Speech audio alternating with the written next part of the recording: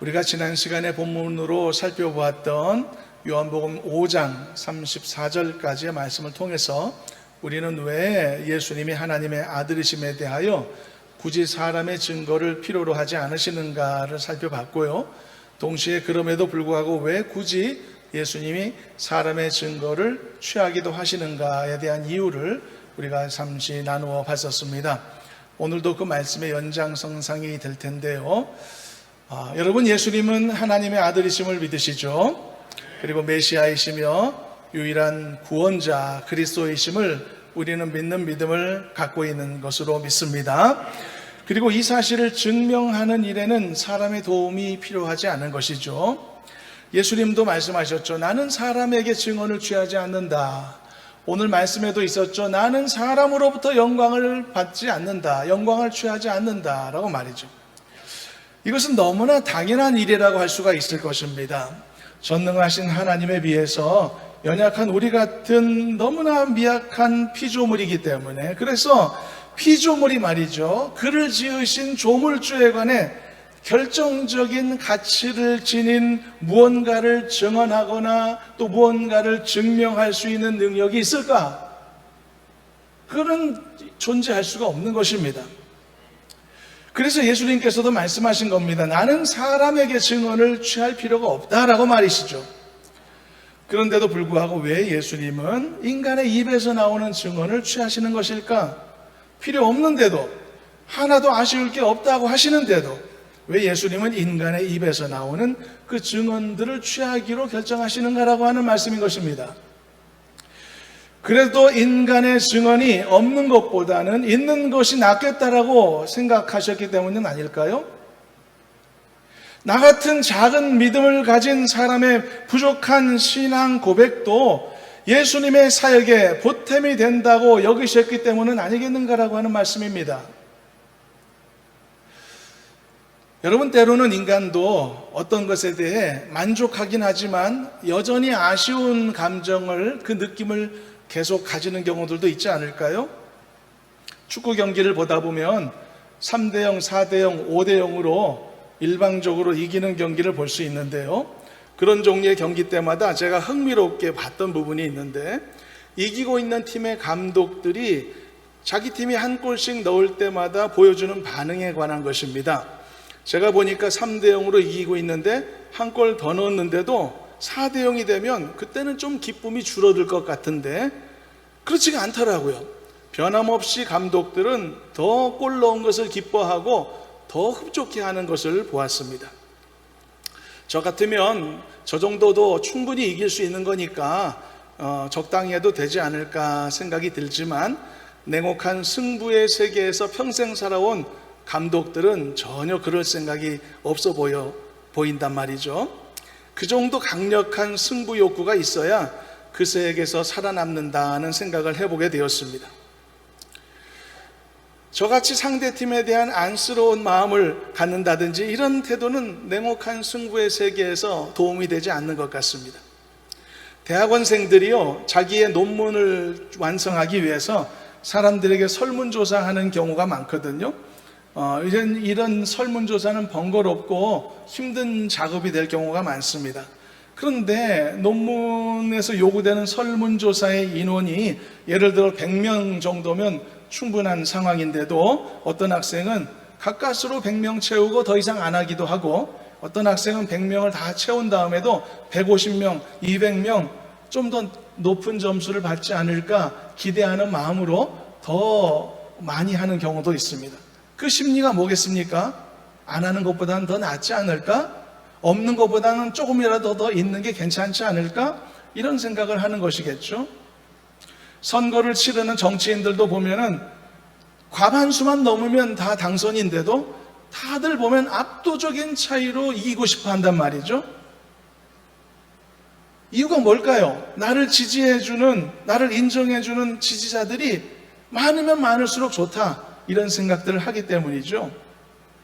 그래서 사람들은 누군가 나에게 좋은 말을 해줄 때 그것을 더 좋아하고 더 아쉬워하고 더 많은 칭찬받기를 원하는 그런 심리들을 갖고 있는 것입니다. 예수님도 그런 마음이셨을까요? 우리와 같은 작은 성도 한 사람 한 사람의 정말 작은 증언, 작은 신앙의 고백, 그 하나하나가 아쉬우셨던 것일까요? 티끌모아 태산이라는 말처럼 그런 작은 것들 모아서, 그래서 그것이라도 아쉬우셔서 그 증거를 얻기를 원하셨을까? 그런 이야기인 것입니다. 어떤 식당에 들어가면은 유명 연예인이나 또는 정치인들이 맛있게 먹고 갔다라고 하는 사인을 한 글판들이 벽에 도배를 한 그런 식당들도 있죠. 그런 곳에 들어가게 되면 괜히 이곳 음식이 더 맛있겠다라고 하는 생각, 기대감을 갖게 되지 않습니까?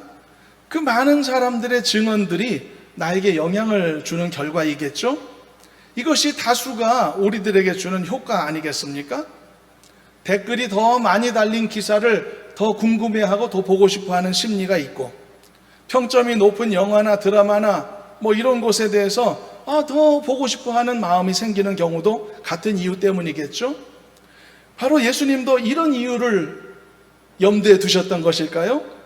그래서 우리 모두의 작은 사람들의 증언 하나하나도 아쉬우시며 다 하나하나 긁어 모으시는 그런 일들을 하셨던 것일까요? 예수님은 전혀 인간의 증언이 필요 없으시다라고 말씀하신데도 불구하고 왜 실제로 보면 세례 요한 같은 인간의 증언들을 왜 그렇게 중요하게 보시며 또 사람들에게 언급하셨던 것일까요? 다른 성경들을 보면 이런 장면도 있습니다. 예수님이 십자가에서 죽으시던 그 순간에 그 자리에서 예수님의 십자가의 처형을 진두지휘하던 한 로마군의 장교가 모든 되어지는 일들을 보고서는 과연 저분은 하나님의 아들이 맞구나 라고 고백하는 장면이 나오기도 하죠. 그런데 저는 그 장면을 읽을 때마다 좀 의문이 가기도 했었습니다. 왜 한낱 로마의 군대 장교 한 사람의 입에서 터져나오는 그 한마디의 증언을 굳이 아까운 성경의 지면을 할애하여 기록하게 되었을까라고 말이죠. 이 사람의 한 사람의 고백이 구속사 쪽으로 그렇게 큰 의미가 있어 보이진 않거든요. 백부장에 이런 고백이 없었다고 해서 예수님이 아닌 것은 아니지 않겠습니까? 물론 없는 것보단 낫겠죠. 그러나 이 이방인 장교 한 사람의 고백이 예수님의 그 사역에 그다지 큰 보탬이 되리라고는 생각이 안 든단 말이죠. 얼마 전에 부임하신 우리 교회 전도사님이 어떤 집사님에게 저에 대해서 이런 말을 하셨다고 해요. 자기가 살면서 만나본 목사님들 중에 우리 목사님이 제일 좋으신 분이라고 얘기를 했다고 합니다. 반응을 좀 해주셔야 민망하지 않을 것 같은데, 동의하지 않더라도 그런 말을 들으면 고맙고 또 기분 나쁜 일은 아니지만은 그게 전부는 아니지 않겠습니까? 물론 예수님도 작고 연약한 우리들의 조그마한 신앙 고백 받기를 기뻐하신다는 사실만큼은 분명할 것입니다. 예수님께서요, 베드로의 첫 신앙 고백을 들으셨을 때 어떻게 반응하셨죠? 크게 기뻐하셨죠. 그 모습을 통해 우리는 한 가지 사실을 의심하지 않아도 됩니다. 우리의 이 작은 신앙 고백도 귀하게 여기시고 기쁘게 받으시는구나. 그러므로 내 작은 신앙 고백이 예수님에게 가치 없게 여겨지는 것은 절대로 아닙니다. 그러나 그것이 예수님께서 한 사람의 지지자라도 더 얻는 것이 좋다라고 생각하셨기 때문이겠는가? 이러한 단순한 질문에 대해서는 답을 좀 신중히 내릴 필요가 있는 것입니다. 물론 누구라도 어떤 계기가 되어 이런 고백을 할 수 있을 겁니다. 그 로마의 장교처럼 백부장의 경우도 그랬죠. 십자가 처형을 당하실 때 그 보았던 예수님의 의연하신 모습을 통해 감동을 받았다든지, 예수님이 운명하실 때 하늘이 어두워지는 것 같은 하늘의 징조를 보면서 깨닫게 되었다든지, 이런 일들이 요인이 되어서 그가 개인적으로 알게 되어 과연 그가 하나님의 아들이었구나, 개인적인 고백을 얼마든지 할 수도 있을 것입니다. 성경에는요, 이보다 더한 케이스들도 많이 있습니다. 구약 성경에 다니엘 선지자가 아무도 풀 수 없었던 바벨론의 느부갓네살 왕의 꿈을 해석한 적이 있었죠. 그때 느부갓네살 왕이 어떤 존재였습니까? 하나님을 알지 못하는 건 당연하고 회개해 본 적도 없었죠. 믿음을 갖겠다고 결심해 본 적도 없었던 그런 이방인 우상 숭배자였음에도 불구하고 그가 그 순간 큰 감동을 받아 다니엘에게 놀라운 말을 했었습니다.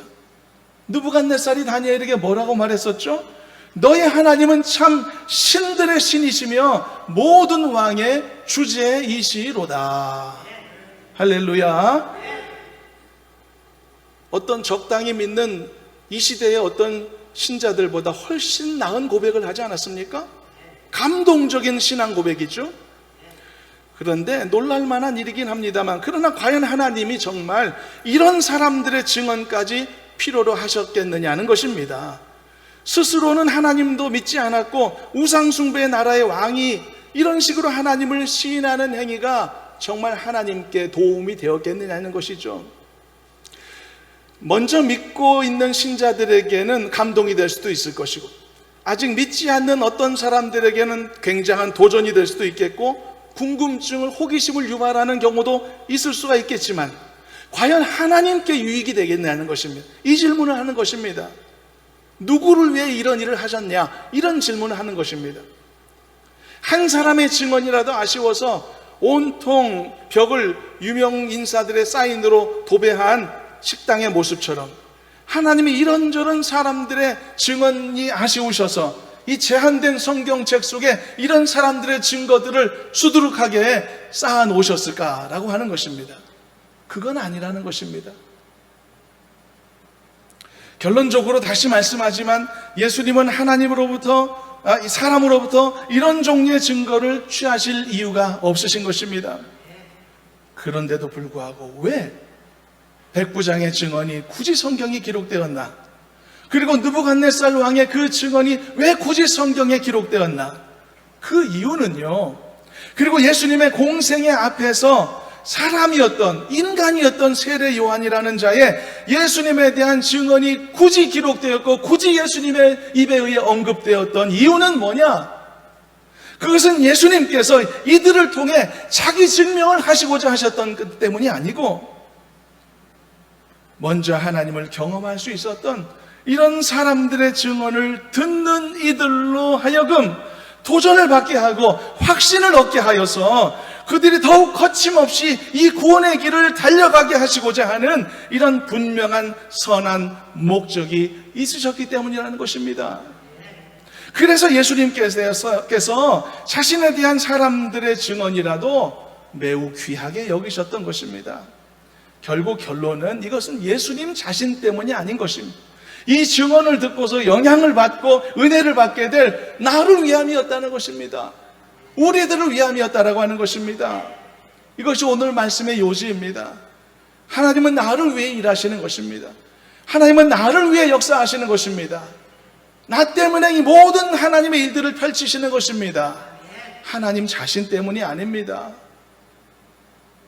그래서 예수님이 34절에서도 이렇게 말씀하셨는데 한번 읽어보도록 할까요? 34절 읽어봅니다. 그러나 나는 사람에게서 증언을 취하지 아니하노라. 다만 이 말을 하는 것은 너희로 구원을 받게 하려 함이니라. 명확한 이유가 설명되어 있지 않습니까? 난 사람에게서 증언 취할 필요가 없어. 그렇지만 사람에게서 증언을 취하는 이유가 있다면 다만 너희들 때문이야. 너희를 위해서야. 너희들이 구원받기를 원해서야. 이게 주님의 마음임을 믿으시길 바랍니다. 나의 구원을 위해 하시는 주님, 내가 승리하기를 원하시는 주님, 내가 치료받기를 원하시는 주님, 나의 믿음이 성장하기를 원하시는 주님, 이것이 나를 향한 예수님의 모든 관심사인 줄로 믿으시기를 바랍니다. 나를 위해서인 것입니다. 그러므로 이 사실에 더욱 감사하고 더욱 영광 돌리는 저와 여러분들이 되시기를 주님의 이름으로 축원합니다. 그러면 사람의 입으로 나오는 이런 증언 말고 예수님이 하나님의 아들 되심의 더 강력한 증거는 어디에서 얻을 수 있을까요? 바로 이것이 이제 오늘 살펴보려는 나머지 말씀의 내용이 되겠습니다. 자, 세례 요한은 예수님을 보자마자 수많은 사람들이 듣는 앞에서 보라, 세상 죄를 지고 가는 하나님의 어린 양이다 라고 증언했죠. 세례 요한은 당시에 많은 이들의 존경을 받는 사람이었기에 많은 사람들 앞에서 이루었던 세례 요한의 이 증언은 굉장히 많은 영향력을 발휘했습니다. 그 증언 때문에 사람들이 예수님에게 호기심을 갖고 결국은 예수님에게 많이 다가오게 되었었죠. 그래서 우리는 이 세례 요한의 증언의 의미와 목적을 정확하게 이제 파악할 수 있게 된 것입니다. 당시 세례 요한의 증언은 예수님 자신을 위해 필요했던 것이 아니었습니다. 그 증언을 듣기 위해서 몰려든 많은 사람들을 위한 것이었다는 사실이죠. 권위 있는 세례 요한이 예수님에 대해서 증언을 하게 될 때 그를 신뢰하던 많은 사람들이 그 말을 의미 있게 받아들였을 것이고 예수님을 향해서 닫혀있던 마음의 문을 열 수 있었을 것이라는 사실입니다. 그래서 이 또한 예수님을 위한 사역이 아니라 그들을 위한 사역이었던 것이죠. 이 또한 나를 위한 예수님의 사역이었다는 뜻입니다. 세례 요한이 아무리 위대한 인물이라고 하더라도 한 인간의 증언이 예수님이 하나님의 아들 되심의 모든 결정적 증거가 될 수는 없는 것 아닙니까? 그래서 예수님은 말씀한 것입니다. 나에게는 세례 요한의 증언 말고도 다른 증거들이 많다라고 하셨던 것이죠. 그렇다면 인간의 증언 말고 예수님이 보여주실 수 있는 증거는 무엇이었을까? 그것을 우리는 두 가지로 구분할 수 있습니다. 첫째는 하나님이 이루게 하셔서 행하시는 역사를 통한 증거이고요, 둘째는 하나님이 친히 말씀하시는 증언을 통한 증거라고 하는 것이 오늘 본문의 내용입니다. 본문 36절, 7절을 한번 읽어보시도록 하겠습니다. 다 같이 합독해 봅니다. 내게는 요한의 증거보다 더 큰 증거가 있으니 아버지께서 내게 주사 이루게 하시는 역사, 곧 내가 하는 그 역사가 아버지께서 나를 보내신 것을 나를 위하여 증언하는 것이요, 또한 나를 보내신 아버지께서 친히 나를 위하여 증언하셨느니라. 너희는 아무 때에도 그 음성을 듣지 못하였고 그 형상을 보지 못하였으며. 36절은요, 역사를 통하여 증거가 보여진다라고 하는 것이고요, 37절은 구약시대 선지자의 예언을 통한 증거가 주어진다고 말씀하는 겁니다. 이 두 가지가 예수님이 친히 제시하시는 증거의 내용입니다. 그런데 36절에서 역사란 히스토리를 말하는 게 아닙니다. 역사란 하나님이 맡겨주신 일, 즉 사역을 의미하는 것이니까요. 즉 예수님은 자신이 행하시는 일, 사역을 통해 자기 자신을 증거하신다, 이런 의미가 되겠습니다.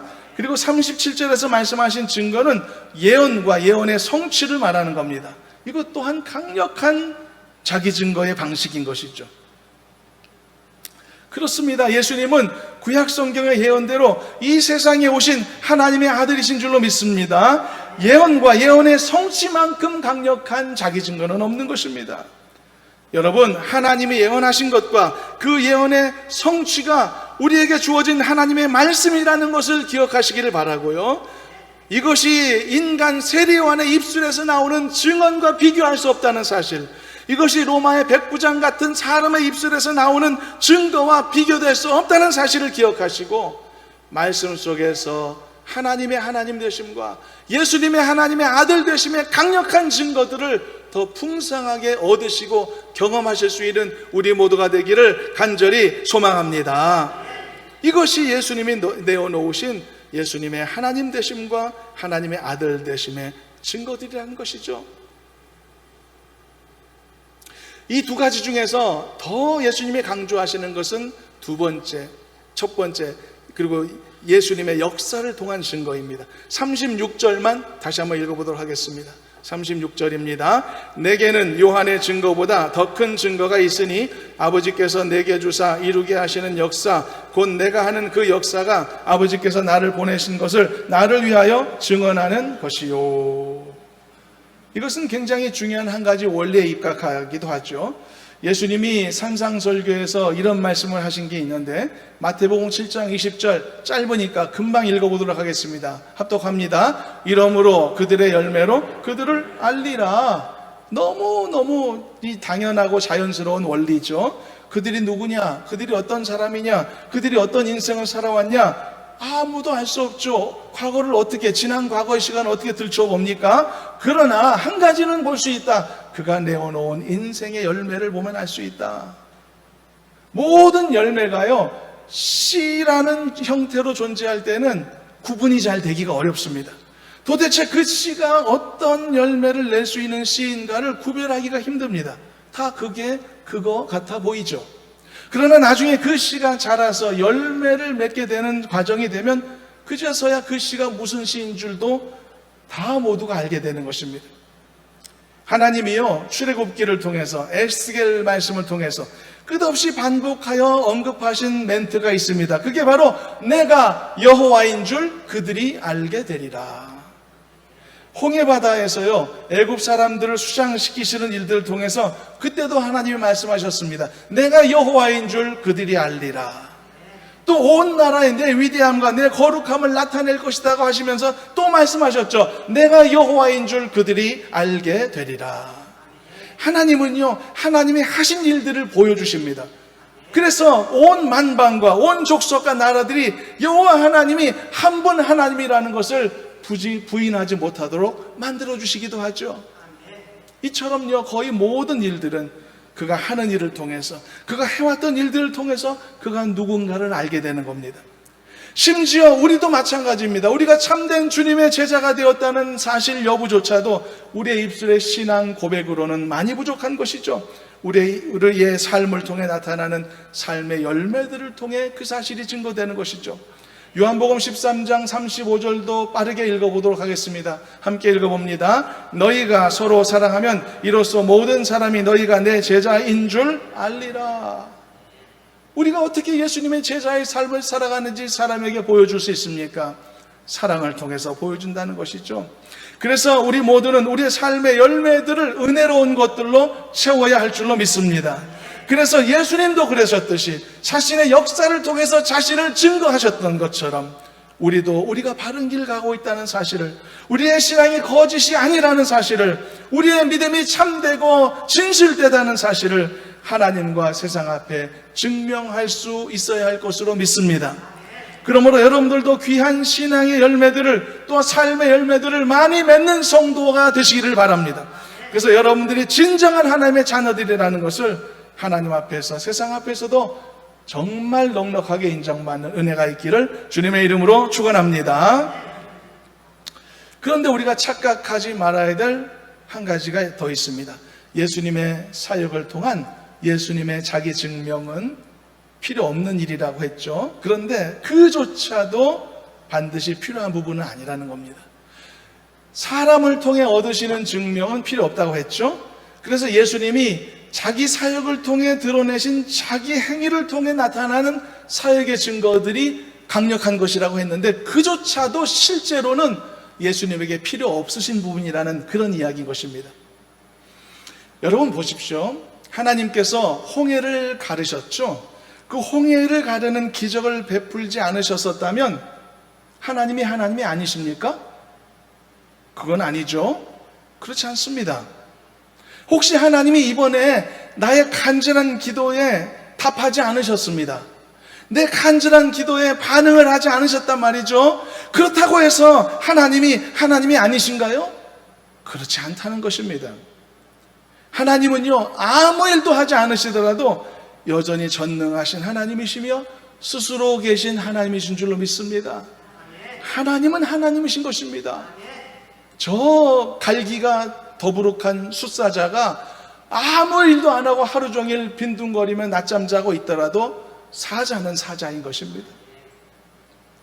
홍해를 가르시기 전에도 10가지 재앙을 내리시기 전에도 하나님은 여전히 하나님이셨습니다.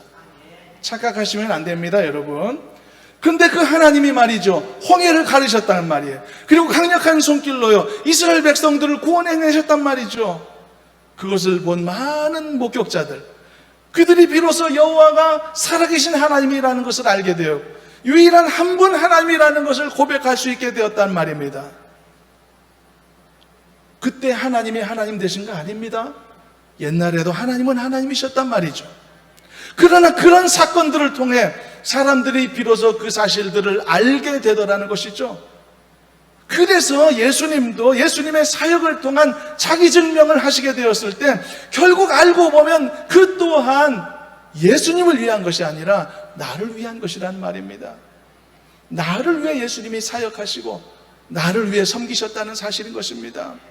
바로 이것이 세례 요한이라고 하는 이 한 인간의 입술에서 나오는 그 증언과는 비교할 수 없이 강력한 예수님이 가지신 증거라고 직접 말씀하신 것이고, 예수님이 보여주신 이 강력한 사역들이 예수님 되심을 우리에게 보여준다는 것을 말해주는 것이고, 그리고 더 하나 덧붙이고 있는 것은 그것조차도 나를 위한 하나님의 배려하심이구나, 그조차도 나를 위한 하나님의 은혜로구나 라는 사실을 우리는 깨닫게 된다는 것이 오늘 말씀의 내용인 것입니다. 사랑하는 여러분, 예수님이 하나님 아들 되심을 믿으시길 바랍니다. 여호와가 한 분 하나님이심을 믿으시길 바랍니다. 그리고 하나님이 하신 일들을 구약 성경을 통해 보면서, 또 예수님이 하신 일들을 신약 성경을 통해 보면서 그 하신 역사들을 통해 그것에 대한 확실한 증거를 얻으시기를 바랍니다. 이것은 하나님이 나를 위해서 자신을 드러내시는 통로로 결정한 것이기 때문에 우리는 기쁘게 이것을 취할 수 있는 줄로 믿습니다. 주님은 나를 위해 하시는 줄로 믿습니다. 나를 위해 이 모든 걸 펼치신 것입니다. 성경책을 하나님이 우리에게 주셨죠. 이 성경이 없으면 하나님이 안 계십니까? 아닙니다. 성경에 기록이 없어도 하나님은 하나님이십니다. 하나님은 여전히 조물주이시며 창조주 하나님이십니다. 그런데 왜 하나님이 굳이 성경책을 우리에게 주셨을까요? 이 성경을 통해서 사람들의 증거, 역사를 통한 증거, 또 모든 예언과 예언의 성취를 통한 수많은 증거들을 왜 우리에게 남겨주셨을까요? 이 증거들이 아쉬워서 이거 있으면 좀 더 하나님이 하나님 되심에 보탬이 될까봐 그게 아니라는 것입니다. 나를 위해 기록하게 하신 겁니다. 나를 위해 주신 증거들인 것입니다. 예수님의 사역이 모두가 그렇다는 겁니다. 하나부터 열까지, 처음부터 끝까지 나를 위한 사역이었다는 겁니다. 나를 위한 섬김이었다는 겁니다. 여러분, 이 사실을 기억하시기를 바랍니다. 하나님이 이렇게 나를 위하시는구나, 나를 위해서 지금도 일하시는구나, 이 사실을 의심치 말고 이 은혜 안에서 다시 한번 담력을 얻고 용기를 얻어서 저와 여러분들에게 주어진 삶의 숙제들을 잘 풀어내는 은혜가 있기를 주님의 이름으로 축원합니다. 요한복음 14장 11절에 이런 말씀이 있는데 한번 또 읽어보겠습니다. 함께 읽어봅니다. 내가 아버지 안에 거하고 아버지께서 내 안에 계심을 믿으라. 그렇지 못하겠거든 행하는 그 일로 말미암아 나를 믿으라. 명확하게 설명되어 있지 않습니까? 아버지를 믿고 나를 믿어야 돼. 못 믿겠냐? 그러면 내가 행하는 사역을 통해서라도 믿어봐라. 주님이 보여주신 사역의 의미가 여기에 있는 것입니다. 믿음이 약한 자들을 위해서, 믿음을 갖지 못하는 자들을 위해서 하나님이 하신 일들을 보게 하시는 거죠. 경험하게 하시는 거죠. 그 봄과 그 목격함과 그 경험함을 통해서 자기 자신을 무지한 우리 같은 사람들에게 보여주시는 겁니다. 드러내주시는 겁니다. 그런 이게 얼마나 큰 은혜입니까? 여러분, 우리 각자의 인생을 이제 마무리하며 한번 돌아보았으면 좋겠습니다. 하나님의 말씀 속에서 예수님이 걸어가셨던 발자취, 여러분과 동행하셨던 삶을 기억해 보시길 바랍니다. 얼마나 놀라운 일들이 많이 있었습니까? 하나님의 말씀 속에서 구약시대에 하나님이 행하셨던 수많은 역사들을 한번 떠올려 보시길 바랍니다. 얼마나 살아 역사하시는 놀라운 사건들이 많았습니까? 아담과 하와의 타락의 현장에서 어떻게 하나님의 회복을 약속하셨는가, 그 회복의 약속을 얼마나 신실하게 이루셨는가, 이 사실을 묵상해 보시길 바랍니다. 어떤 목석 같은 사람도 하나님은 좋으신 하나님이라고, 하나님은 살아계시다고, 하나님은 약속을 지키는 신실한 분이라고 다들 고백하게 될 줄로 저는 믿습니다. 그러므로 사람의 증거보다 더 큰 하나님의 증거를 취하시길 바랍니다. 요한의 증거보다 더 큰 증거를 얻으시길 바랍니다. 하나님이 하신 많은 일들을 목격하시길 바랍니다. 예수님이 하신 많은 베푸신 은혜들을 경험하시길 바랍니다. 성경의 예언대로 오셨고 성경의 예언대로 사역하신 예언과 성취의 결과들을 말씀을 통해 많이 경험하시길 바랍니다. 그리고 앞서 잠깐 언급했지만 맨 마지막으로는 하나님이 내 곁에서 나와 함께 동행하신 많은 인생의 경험들을 떠올려 보실 수 있기를 바랍니다. 그리고 잊지 마시기를 바랍니다. 하나님이 나를 위해 들으셨던 기도의 응답이 한두 가지입니까? 그 응답의 경험을 떠올려 보시길 바랍니다. 하나님이 내 아들을 위해 들으셨던 응답을 기억하시길 바랍니다. 내 딸을 위해 기도했던 응답을 하셨던 것을 기억하시길 바랍니다. 내 남편을 위해서 들으셨던 그 응답들을 떠올려 보시기를 바랍니다. 나를 병에서 건지셨던 순간들을 기억하십시오. 나를 수렁에서, 나를 절망 속에서 다시 깨우쳐 이렇게 세우셨던 수많은 하나님의 은혜들을 기억해내실 수 있기를 바랍니다. 그러면 내 인생 자체가 하나님 살아계심의 증거로구나. 내 삶 전체가 하나님이 하나님 되심에 움직일 수 없는, 거부할 수 없는 증거로구나 라는 사실을 깨닫게 될 줄로 믿습니다. 이렇게 믿음의 눈으로 우리 자신들의 삶을 돌이켜보고 살펴본다면 어떤 무지한 사람이라도, 어떤 약한 믿음의 사람이라도 하나님이 살아계십니다라고 고백할 수 있을 것이고, 예수님이 나를 사랑하신다라는 것을 고백할 수 있을 것입니다. 성령님이 내 안에 내주하고 계신다라고 고백하게 될 줄로 믿습니다. 이런 고백자들이 다 되어지기를 주님의 이름으로 소망합니다. 말씀을 맺겠습니다. 너에게 믿음이 없느냐? 예수님이 질문하시죠.